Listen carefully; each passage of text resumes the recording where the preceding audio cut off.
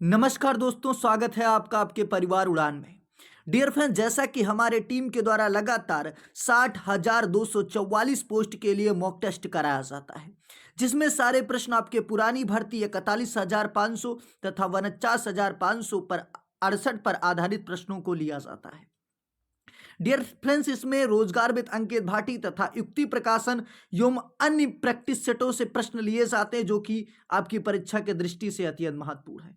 तो आइए शुरू करते हैं सेशन को। सबसे पहला प्रश्न स्क्रीन पर आपको बताना है कि निम्नलिखित में से कौन सा एक सही युग्म सही सुमेलित नहीं है, यानी कौन सा युग्म सही सुमेलित नहीं है। तो देखिए, इधर आपका दिया गया है, ठीक है, मुरादाबाद, क्या ये पीतल के काम के लिए प्रसिद्ध है। दूसरा आपका दिया गया प्रतापगढ़, क्या कालीन के लिए प्रसिद्ध है। बरेली फर्नीचर के लिए प्रसिद्ध है, या सहारन कागज के लिए। इनमें से कौन सा नहीं प्रसिद्ध है, ये आपको बताना है। जबरदस्त प्रश्न, यानी कौन सा सुमेलित नहीं है, ये आपको देखना है।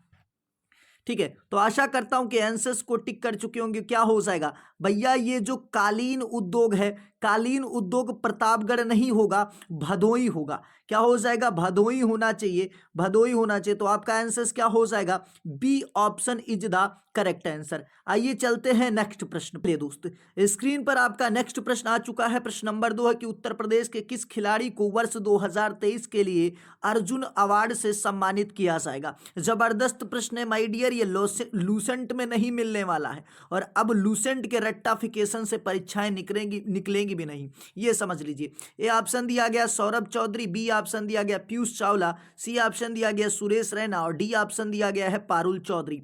जबरदस्त प्रश्न है, आंसर्स बताना है माय डियर फ्रेंड्स। चलिए, जबरदस्त प्रश्न है, आंसर्स आपको बताना है। तो करंट अफेयर्स का क्वेश्चन है आपका कि 2023 के लिए उत्तर प्रदेश से किसे चुना गया है। जबरदस्त प्रश्न है। तो आशा करता हूं कि आंसर्स को टिक कर चुके होंगे। Parul Chaudhary is the correct answer. आपकी ये धावक हैं, और ये प्रश्न आपके परीक्षा में जरूर बन सकता है। अच्छा, अगर बात करें कि पारुल चौधरी कहाँ की हैं, तो ये आपके मेरठ की हैं। कहाँ की है, मेरठ की हैं। इससे पहले 2018 में सौरभ चौधरी का प्रश्न बना था कि सौरभ चौधरी कहाँ से थे, तो उत्तर प्रदेश से थे। उत्तर प्रदेश के एक और नामी चेहरे को अर्जुन अवार्ड मिला है, तो आपके मोहम्मद शमी को भी मिला है। और अगर मोहम्मद शमी की बात करें तो मोहम्मद शमी कहां से हैं, तो मोहम्मद शमी हो जाएंगे अमरोहा डिस्ट्रिक्ट से, और अमरोहा का ढोल बहुत ज्यादा प्रसिद्ध है। देखिए, चलिए आगे बात करते हैं नेक्स्ट प्रश्न दोस्त। अगला प्रश्न आपकी स्क्रीन पर आ चुका है कि जनगणना 2011 के अनुसार भारत में पुरुषों की साक्षरता दर कितनी है, यानी कितनी थी, ये आपको बताना है कितनी है। बिल्कुल जबरदस्त प्रश्न है माय डियर। देखिए, आपके पास समय बहुत कम है, तो डेली मॉक टेस्ट जरूर दीजिए। मॉक टेस्ट, अगर यहाँ प्रश्न आपके गलत जा रहे हैं तो परीक्षा में 100% वो प्रश्न सही जाएगा। चलिए, ये ऑप्शन दिया गया 82.14, ठीक है। दूसरा ऑप्शन जो दिया गया है बी ऑप्शन, वो 65.46, ठीक है। सी ऑप्शन जो दिया गया है 74.04, और डी ऑप्शन दिया गया है 93.91। जबरदस्त प्रश्न है, आंसर्स बताना है माय डियर। तो क्या हो जाएगा, A option is the correct answer हो जाएगा, यानी 82.14, ठीक है, परसेंट जो थी वो साक्षरता दर थी। अगर बात करें ओवरऑल कितनी थी, तो ओवरऑल थी, ठीक है, 74.04। अगर बात करें कि महिलाओं की साक्षरता दर कितनी थी, तो महिलाओं की जो साक्षरता दर थी वो 65.46 थी, ठीक है। अगर बात करें सर्वाधिक जो साक्षरता दर थी वो केरल की थी, 93 ठीक है 91। चलिए आगे बात करते हैं नेक्स्ट प्रश्न। चलिए दोस्त, स्क्रीन पर आपका अगला प्रश्न आ गया है कि किसमें ध्वनि की गति सर्वाधिक होती है। ए ऑप्शन पानी में, बी ऑप्शन वायु में, सी ऑप्शन बर्फ में, और डी ऑप्शन दिया गया इनमें से कोई नहीं। तो जबरदस्त प्रश्न है दोस्त, आंसर्स बताना है क्या हो जाएगा। चलिए, तो आशा करता हूं इसका आंसर आप टिक कर चुके हैं। क्या हो जाएगा भैया, बर्फ में सर्वाधिक होगा। क्यों, क्योंकि सबसे ज्यादा जो ध्वनि की चाल होती है वो ठोस में होती है, उसके बाद द्रव में होती है, उसके बाद गैस में होती है। बट अगर प्रकाश की चाल आपसे पूछे तो सर्वाधिक किस में होगी, निर्वात में होगी। चलिए आगे बात करते हैं नेक्स्ट। चलिए दोस्त, अगला प्रश्न आ चुका। प्रश्न नंबर 6 है कि बोधसत्व की अवधारणा इनमें से किससे संबंधित है। ए ऑप्शन जैन धर्म से, बी ऑप्शन हीनयान बौद्ध धर्म से, सी ऑप्शन दिया गया सिख धर्म से, और डी ऑप्शन दिया गया महायान बौद्ध धर्म से। बिल्कुल जबरदस्त प्रश्न है, बोधसत्व की अवधारणा। तो आशा करता हूं कि आंसर्स को टिक कर चुके होंगे। बौद्ध धर्म यानी महायान बौद्ध धर्म से संबंधित है। किससे संबंधित है? महायान बौद्ध धर्म से संबंधित आपका बोध शत्रु का अवधारणा। आगे बात करते हैं अगले प्रश्न पर। चलिए दोस्त स्क्रीन पर अगला प्रश्न आ चुका, जबरदस्त प्रश्न आ चुका है कि निम्नलिखित में से कौन सा सुमेलित है। जबरदस्त पूछा गया कि इनमें से कौन सा सुमेलित है। जबरदस्त प्रश्न है। तो क्या है भाई? खजुराहो मंदिर क्या आंध्र प्रदेश के अंदर है? क्या तिजारा मंदिर राजस्थान के अंदर है?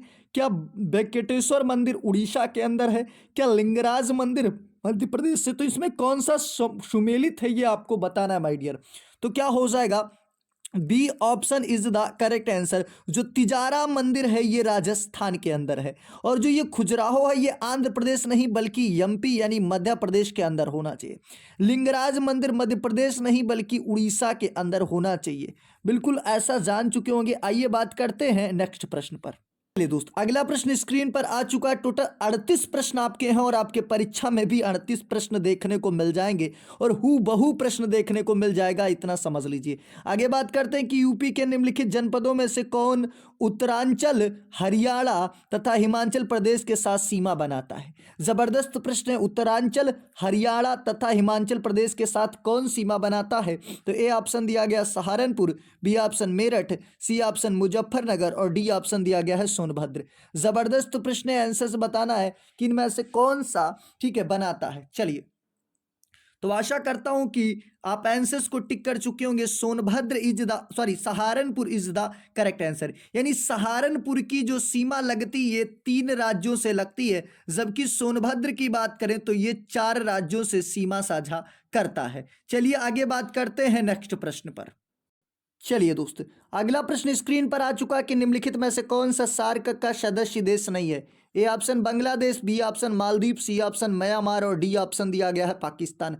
ठीक है, सार्क का सदस्य देश नहीं। अगर सार्क के मुख्यालय की बात करें तो ये काठमांडू के अंदर स्थित है। काठमांडू के अंदर स्थित है। इनमें से कौन सा सार्क का सदस्य देश नहीं है आपसे पूछा गया, तो Myanmar is the correct answer. यानी भारत के जितने भी पड़ोसी देश हैं, म्यांमार और चीन को छोड़ दिया जाए, बाकी सभी इसके पड़ोसी देश क्या हैं?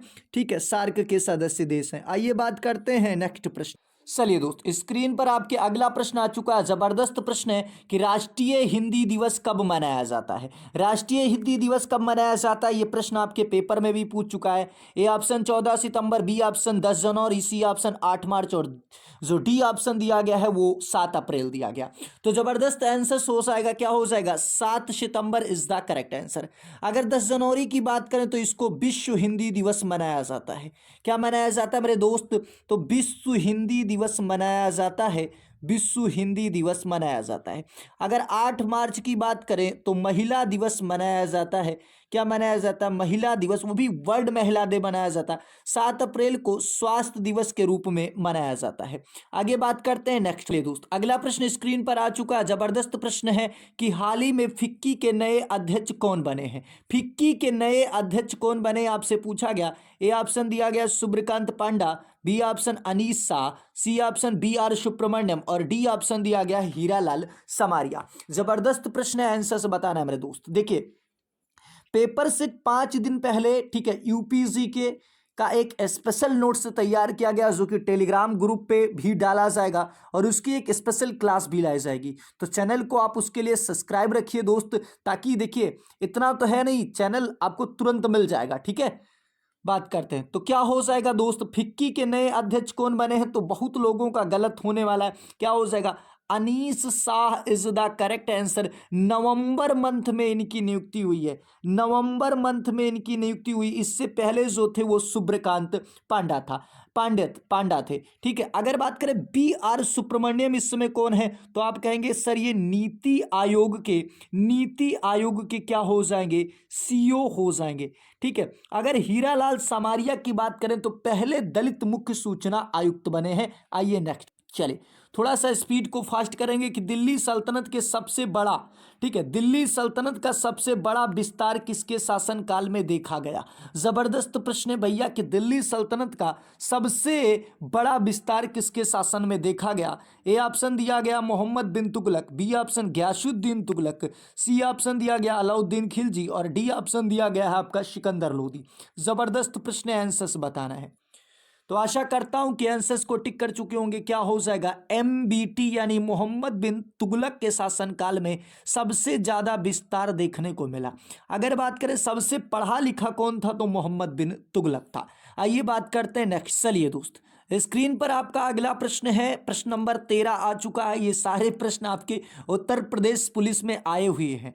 प्राचीन भारत में जमदग्नि ऋषि का आश्रम जमनिया में था। कहाँ था, जमनिया में था, जो कि वर्तमान में उत्तर प्रदेश के किस जिला में स्थित है। इसीलिए आवश्यकता आपको टीचर की होती है, क्योंकि ये प्रश्न, ठीक है, बहुत किताबों से ढूंढा जाता है, क्योंकि आया है दोस्त और आएगा, देख लेना, ठीक है। ए ऑप्शन दिया गया Lucknow, B option Ghazipur, C option Varanasi और डी ऑप्शन दिया गया सीतापुर। जबरदस्त प्रश्न है दोस्त। क्या पूछा कि जमनिया वर्तमान में कहां पर है, ठीक है। तो आशा करता हूं कि आंसर्स को टिक कर चुके होंगे। Ghazipur is the correct answer, यानी गाजीपुर के अंदर ये जो जमनिया स्थान है वो है, यानी जमदग्नि ऋषि का जो आश्रम था वो कहाँ था, गाजीपुर में था, अभी भी गाजीपुर में है, ठीक है। और लॉर्ड कॉर्नवालिस को कहाँ दफनाया गया, गाजीपुर में ही दफनाया। चले अगला प्रश्न आ चुका है स्क्रीन पर कि किस पुर्तगाली गवर्नर ने ब्लू वाटर नीति शुरू की थी, यानी ब्लू वाटर पॉलिसी किसने शुरू की थी। ए ऑप्शन दिया गया Afonso de Albuquerque, B option Vasco da Gama, C option Nuno da Cunha और डी ऑप्शन दिया गया फ्रांसिस्को डी अल्मीडा। जबरदस्त प्रश्न है। थोड़ा सा आज जो लेवल है वो टप रखा गया है, तो इसमें अगर कुछ कम नंबर भी आ रहे हैं तो परेशान नहीं होना। तो क्या हो जाएगा, D option is the correct answer, यानी फ्रांसिस्को डी अल्मीडा हो जाएगा। आगे बात करते हैं नेक्स्ट प्रश्न पे दोस्त। अगला प्रश्न स्क्रीन पर आ चुका है कि हाल ही में अमेरिका की क्लाउडिया गोल्डिन को किस क्षेत्र में वर्ष 2023 का नोबेल पुरस्कार मिला है। जबरदस्त प्रश्न है, आंसर्स बताना है। रसायन विज्ञान में, भौतिक में, शांति में या अर्थशास्त्र में। जबरदस्त प्रश्न है दोस्त, ठीक है। क्लाउडिया गोल्डिन को किस क्षेत्र में पुरस्कार मिला नोबेल का, ठीक है। तो क्या हो जाएगा, अर्थशास्त्र इज द करेक्ट आंसर। अर्थशास्त्र का नोबेल पुरस्कार किसे मिला है तो क्लाउडिया गोल्डिन को मिला है, जो कि कहाँ की, अमेरिका की। अगर शांति का बात करें तो ये नरगिस मोहम्मदी को मिला है, जो कि ईरान की है। आइए बात करते हैं नेक्स्ट दोस्त। अगला प्रश्न है, मैं बताना चाहूंगा दोस्त, किताबों से पढ़िए और डेली मॉक टेस्ट जरूर दे दीजिए। मॉक टेस्ट ही है जो आपका बेड़ा पार करेगा। भारत और पाकिस्तान के बीच किस वर्ष शिमला समझौते पर हस्ताक्षर किए गए थे।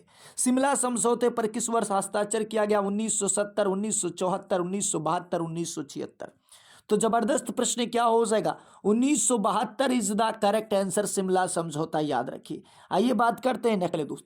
अगला प्रश्न आ चुका है कि भारतीय रिजर्व बैंक की स्थापना किस वर्ष की गई थी, ठीक है। भारतीय रिजर्व बैंक की स्थापना किस वर्ष, 1930 में, 1940 में, 1935 में या 1945 में। जबरदस्त प्रश्न है। तो क्या हो जाएगा, 1935 इज द करेक्ट आंसर। इसको बैंकों का बैंक कहा जाता है, RBI को बैंकों का बैंक कहा जाता है, ठीक है। मुख्यालय कहाँ है। चलिए दोस्त, अगला प्रश्न आ चुका है, करंट अफेयर्स का प्रश्न है 18 नंबर की। हाल ही में कौन अंतरराष्ट्रीय सौर गठबंधन यानी ISA इंटरनेशनल सोलर अलायंस का 95वां सदस्य देश बना है, ठीक है। तो 95वां सदस्य देश बना है। A option Brazil, B option Norway, C option Chile और डी ऑप्शन बुल्गारिया। जबरदस्त प्रश्न है। तो आंसर क्या हो जाएगा भैया, 95 वाला जो सदस्य बना है वो Chile is the correct answer. आइए बात करते हैं नेक्स्ट। अगला प्रश्न स्क्रीन पर आ चुका है, में जीतने के बाद बाबर को गाजी मान लिया गया था, यानी क्या जीतने के बाद बाबर को गाजी मान लिया गया था, ये पूछा है। ए ऑप्शन काबुल का युद्ध, बी ऑप्शन पानीपत का युद्ध, सी ऑप्शन खनवा का युद्ध और डी ऑप्शन दिया गया है घग्गर का युद्ध या घाघरा का युद्ध। तो क्या हो जाएगा दोस्त, खनवा का युद्ध इज द करेक्ट आंसर। खनवा का युद्ध इज द करेक्ट आंसर, ठीक है। और गाजी का मतलब क्या होता है, ठीक है, काफिरों को, ठीक है, मारने वाला। काफिरों को मारने वाला ही क्या कहलाता है, गाजी कहलाता है। चलिए आगे बात करते हैं नेक्स्ट प्रश्न। चलिए अगला प्रश्न स्क्रीन पर आ चुका कि निम्नलिखित में से किस देश को पहले सीलोन कहा जाता था? A option Maldives, Sri Lanka, Mauritius या सूरीनाम। तो क्या हो जाएगा भैया? ठीक है, Sri Lanka is the correct answer. Sri Lanka is the correct answer. ठीक है, आगे बात करें, अगर श्रीलंका और भारत के बीच में बात करें कौन सी जलडमरू मध्य पाई जाती है? तो पाक जल। चलिए दोस्त, अगला प्रश्न स्क्रीन पर आ चुका कि स्वतंत्र भारत का पहला केंद्रीय बजट पेश किसने किया था? ठीक है, स्वतंत्र भारत का पहला बजट किसने पेश किया था? A option Morarji Desai, B option John Mathai, C option N K Chandra और डी ऑप्शन आर के षणमुखम शेट्टी। बिल्कुल जबरदस्त प्रश्न है, तो क्या हो जाएगा? आर के Shanmukham Shetty is the correct answer. आइए बात करते हैं। चलिए दोस्त, स्क्रीन पर आपका अगला प्रश्न आ चुका कि हाल ही में किस देश के अंकोर वाट मंदिर को दुनिया का 8वें अजूबे के रूप में घोषित किया गया है? ठीक है, दुनिया का जो 8वां अजूबा घोषित किया गया, अंकोर वाट मंदिर को घोषित किया गया, ये कहाँ पर स्थित है? A option Nigeria, B option Cambodia, C option Malaysia और डी ऑप्शन दिया गया थाईलैंड। तो आशा करता हूं कि आंसर्स को टिक कर चुके होंगे। Cambodia is the correct answer. देखिए, ये पूर्णतः पहले जो था ये हिंदू मंदिर ही सिर्फ था, ये सिर्फ हिंदू मंदिर ही था, लेकिन अभी ये क्या हो सका है? हिंदू प्लस बौद्ध दोनों का मंदिर हो चुका है। आइए बात करते हैं नेक्स्ट प्रश्न। पहले दोस्त, स्क्रीन पर आपका अगला प्रश्न आ चुका कि भूकंप की तीव्रता किस उपकरण के द्वारा मापी जाती है? पॉलीग्राफ, बैरोमीटर, हाइड्रोमीटर या सिस्मोग्राफ। जबरदस्त प्रश्न है, आंसर्स बताना है। तो 30 सेकंड का टाइम दिया गया और 30 सेकंड आपके पूरे हो गए हैं। Seismograph is the correct answer. आइए बात करते हैं अगले प्रश्न पे। चलिए दोस्त, स्क्रीन पर आपके अगला प्रश्न आ चुका कि उत्तर प्रदेश के किस नगर में सर्वप्रथम भारतीय राष्ट्रीय कांग्रेस का वार्षिक अधिवेशन हुआ था? ये लॉजिक वाला प्रश्न है, जबरदस्त प्रश्न है भाई। ठीक है, चलिए एक बार और पढ़ लीजिए आप 24 नंबर प्रश्न को सही से। तो A option Kanpur, B option Varanasi, C option Lucknow, D option Allahabad. तो भाई साहब क्या हो जाएगा? Allahabad is the correct answer. ठीक है, पहला अधिवेशन भाई बंबई के अंदर हुआ। ठीक है, दूसरा अधिवेशन हुआ कलकत्ता के अंदर, तीसरा अधिवेशन मद्रास के अंदर। ठीक है, और चौथा अधिवेशन इलाहाबाद के। इसकी अध्यक्षता जो की थी इलाहाबाद अधिवेशन की, वो जॉर्ज यूल ने की थी। तो ये पूछा सकता है प्रश्न कि प्रथम यूरोपीय कौन था? तो जॉर्ज यूल था। आगे बात करते हैं नेक्स्ट प्रश्न। चलिए दोस्त, अगला प्रश्न स्क्रीन पर आ चुका है। प्रश्न है कि मध्यकाल में उत्तर प्रदेश के किस जनपद को शिक्षा का केंद्र होने के कारण सिराज ये हिंद कहा जाता था? सिराज ये हिंद कहा जाता था। A option Saharanpur, B option Shahjahanpur, C option Jaunpur और डी ऑप्शन लखनऊ। जबरदस्त प्रश्न है, सिराज ये हिंद किसे कहा जाता था? तो क्या हो जाएगा? Jaunpur is the correct answer, यानी जौनपुर को सिराज ए हिंद के नाम से जाना जाता था। उत्तर प्रदेश की जनगणना में अगर बात करें सर्वाधिक लिंगानुपात किसका रहा? तो आप कहेंगे जौनपुर का रहा। प्रश्न नंबर 26 आ चुका है दोस्त। देखिए, हमारा उद्देश्य होता है कम समय में ज्यादा जानकारी। मैं चाहूं तो मॉक टेस्ट के बजाय इनका मैं पोस्टमास्टम कर सकता हूं, लेकिन दोस्त क्या है, पोस्टमास्टम में आपका समय बर्बाद होगा। ठीक है, मैं 2 क्वेश्चन बताऊंगा, मॉक टेस्ट बहुत जरूरी है देना। चलिए अगला प्रश्न है, निम्नलिखित में से उत्तर प्रदेश का कौन सा लोक नृत्य है? तो आपको आंसर्स तो पता होगा, पूछा गया ना भैया। 108 दिया सर पे रख के किया जाने वाला चरकुल्ला उत्तर प्रदेश का नृत्य हो जाएगा।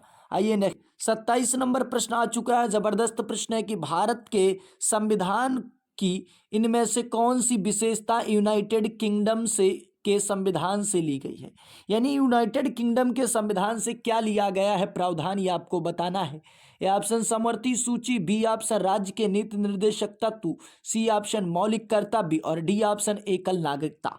जबरदस्त प्रश्न है, यूनाइटेड किंगडम से क्या लिया गया है? यूनाइटेड किंगडम बोले तो ब्रिटेन से क्या लिया गया? तो क्या हो जाएगा भैया? एकल नागरिकता लिया गया है। एकल नागरिकता। मौलिक कर्तव्य रूस से, राज्य के निर्देशक तत्व आयरलैंड से और समवर्ती सूची ऑस्ट्रेलिया से। आगे बात कर। चलिए अगला प्रश्न स्क्रीन पर आ चुका है कि हाल ही में किस राज्य सरकार ने गौहत्या के खिलाफ ऑपरेशन, ठीक है, कॉम्बिनिकसन, ठीक है, कॉम्बिनिकसन शुरू किया है? तो किस सरकार ने शुरू किया भैया? Uttar Pradesh is the correct answer. आइए नेक्स्ट क्वेश्चन पर बात करते हैं। चलिए दोस्त, यहां से थोड़ा सा स्पीड को फास्ट करेंगे। 29 नंबर प्रश्न के निम्नलिखित में से कौन सी इंडोनेशिया की राजधानी है? नुशंतारा, दमिश्क, कंपाला, अस्थाना। जबरदस्त प्रश्न है। तो इंडोनेशिया की राजधानी क्या हो जाएगी भैया? नूसंतारा इज द करेक्ट आंसर। अभी हाल ही में जकार्ता से परिवर्तित करके नूसंतारा इंडोनेशिया की राजधानी बन चुकी है।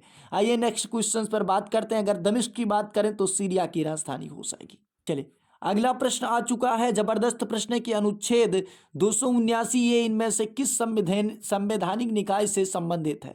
279 एक किससे संबंधित है? वस्तु एवं सेवा कर परिषद से, यूपीएससी से, ठीक है, भारत निर्वाचन आयोग से या वित्त आयोग से? तो क्या हो जाएगा? वस्तु एवं सेवा कर परिषद से संबंधित है आपका 279A। ठीक है, जीएसटी संबंधित प्रश्न है। आइए बात करते हैं नेक्स्ट के लिए। अगला प्रश्न जबरदस्त पूछा गया कि बांग्लादेश को जमुना नाम से प्रसिद्ध नदी, ठीक है, बांग्लादेश में जमुना नाम से प्रसिद्ध नदी को भारत में कहा जाता है? यानी जो बांग्लादेश में जमुना के नाम से प्रसिद्ध है उसको भारत में क्या कहा जाता है? नर्मदा कहा जाता, ब्रह्मपुत्र, गंगा या सिंधु? तो क्या हो जाएगा भैया? Brahmaputra is the correct answer. यानी ब्रह्मपुत्र को 3-4 नाम दिए जाते हैं। अगर अरुणाचल प्रदेश में कोई पूछे बाबू तो दिहांग हो जाएगा मेरे दोस्त। ठीक है, अगर पूछे कि असम में क्या कहा जाता है तो शांगपो के नाम से जाना जाता है मेरे दोस्त। अगर बात करें, ठीक है, कि आपके बांग्लादेश में तो जमुना के नाम से जाना जाता है। चलिए नेक्स्ट अगला प्रश्न पूछा गया मेरे दोस्त, क्या कि द्वितीय पंचवर्षीय योजना का मॉडल किसने तैयार किया था? द्वितीय पंचवर्षीय योजना किस मॉडल पर तैयार की गई थी? जबरदस्त प्रश्न है, तो मॉडल बताना है आपको द्वितीय पंचवर्षीय योजना का। तो क्या हो जाएगा? PC Mahalanobis model is the correct answer. आइए नेक्स्ट अगला प्रश्न स्क्रीन पर आ चुका कि बच्चों के लिए डिजिटल हेल्थ कार्ड बनाने वाला, ठीक है, पहला राज्य कौन बन चुका है? भारत का पहला राज्य बन चुका है डिजिटल हेल्थ कार्ड, ठीक है, बनाने वाला बच्चों के लिए। तो क्या हो जाएगा भैया? उत्तर प्रदेश बन चुका है पहला राज्य। आइए नेक्स्ट क्वेश्चन पे। चलिए दोस्त स्क्रीन पर आपका अगला प्रश्न, प्रश्न नंबर 34 है कि 8 नवंबर 2016 को विमुद्रीकरण की घोषणा के समय भारतीय रिजर्व बैंक के गवर्नर कौन थे? जबरदस्त प्रश्न है दोस्त कि भारतीय रिजर्व बैंक के गवर्नर कौन थे 8 नवंबर 2016 के समय? तो क्या हो जाएगा? आशा करता हूं कि आंसर्स को टिक कर चुके होंगे और 95% का इस पे क्या होने वाला है, ठीक है, गलत होने वाला। तो Urjit R Patel is the correct answer. आइए नेक्स्ट क्वेश्चन चले। 35 नंबर प्रश्न आ चुका है स्क्रीन पर कि भारत में 2011 की जनगणना के अनुसार निम्नलिखित में से किस राज्य की जनसंख्या घनत्व सर्वाधिक थी? किस राज्य की जनसंख्या घनत्व सर्वाधिक थी आपसे पूछा गया है। तो क्या हो जाएगा? C option is the correct answer, यानी बिहार की जनसंख्या घनत्व सर्वाधिक थी। आइए नेक्स्ट प्रश्न। अगला प्रश्न स्क्रीन पर पूछा गया कि निम्नलिखित में से किस लोक नृत्य का आयोजन बुंदेलखंड क्षेत्र में फसल कटाई के समय किया जाता है? फसल कटाई के समय किस लोक नृत्य का, ठीक है, आयोजन किया जाता है? बिल्कुल, तो क्या हो जाएगा भैया? सोरा इज द करेक्ट आंसर, यानी सोरा जो होता है इसका आयोजन किया जाता है फसल कटाई के दौरान। आइए नेक्स्ट 37 नंबर प्रश्न स्क्रीन पर आ चुका है कि निम्नलिखित में से कौन से स्थान पर कुंभ मेला नहीं लगता है? यानी कुंभ मेला नहीं लगता आपसे पूछा गया। उज्जैन, इलाहाबाद, हरिद्वार या वाराणसी? कहां पर नहीं लगता ये आपसे पूछा गया। तो क्या हो जाएगा? Varanasi is the correct answer, यानी वाराणसी के अंदर नहीं लगता। आज का ये लास्ट प्रश्न है और इसमें बताना है कि निम्नलिखित में से कौन सा त्योहार कृषि से संबंधित नहीं है? कृषि से संबंधित नहीं है कौन सा त्योहार, ये बताना है। तो आज के लिए इतना है दोस्त। मैं बताना चाहूँगा रात्रि 9 बजे ये आपकी क्लास होती है, डेली अपलोड की जाती है। हो सकता है कि 10 से 15 मिनट कभी देर भी हो सकता है। और सुबह आज से आपका शुरू किया जाएगा, यानी 7 बजे आपका सुबह जो है वो हिंदी का मॉक टेस्ट कराया जाएगा। तो आज के लिए इतना ही। अगर चैनल पर नए तो सब्सक्राइब कर लीजिए, बेल आइकन को ऑन कर लीजिए। जय हिंद, जय भारत।